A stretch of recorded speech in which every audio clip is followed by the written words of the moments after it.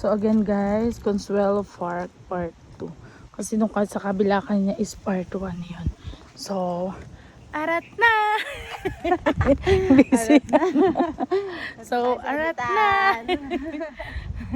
So, pag sa initan, andito na tayo sa lamig. So, malamig na guys. So, ayan.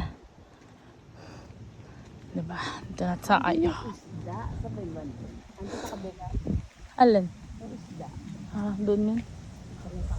Yes! Ayan, ang kabundukan ng Consuelo. So, napaka-presko dito guys. Ang lakas-lakas na hangin. Ayoko, busog pa nga ako. Hindi ka kumain. Guys, gutom na agad yung kasama ko. Kaloka. Oh, smile. Smile ka muna dyan. Saan ka pupunta? Oh, tingin. Tingin dito. Picture. Tara na. Ayan pa, pumus pa daw si ating mong girl. Ah, Pak, sino ka dyan? Video. Kala mo ha?